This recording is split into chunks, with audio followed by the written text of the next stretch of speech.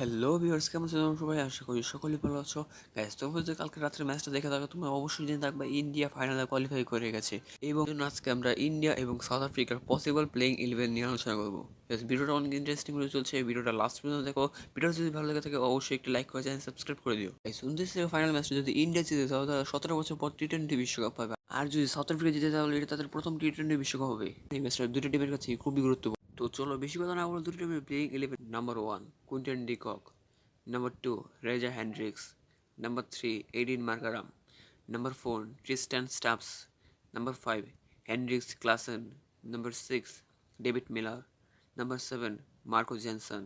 Number 8, Krishav Maharaj. Number 9, Keziso Rabada. Number 10, Enrich Inortage. Number 11, Tabrais Samsi. 29 রাতে সম্ভবত এই playing 11 নিয়ে খেলতে দেখা যাবে সাউথ আফ্রিকাকে। তোমাদের মতো এই স্কোয়াডকে কত রেটিং দেওয়া উচিত অবশ্যই কমেন্ট করে জানিয়ে দিও। ফাইনালি এবার ইন্ডিয়ার প্লেইং 11 দেখার পালা।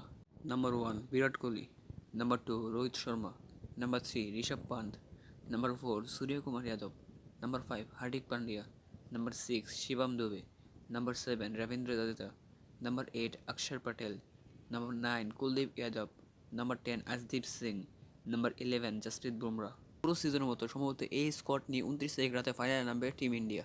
আপনি এই স্কোয়াডকে 10 কত রেটিং দেবেন অবশ্যই কমেন্ট করে জানিয়ে দিন। আর গ্যাস, কে কোন টিমকে সাপোর্ট করবে এটাও অবশ্যই কমেন্ট করে জানিয়ে দিও। তো ফাইনালি এটা হচ্ছে আমাদের আজকের ভিডিও যদি ভালো লাগে থাকে অবশ্যই ভিডিওতে একটু লাইক করে সাবস্ক্রাইব করে দিও।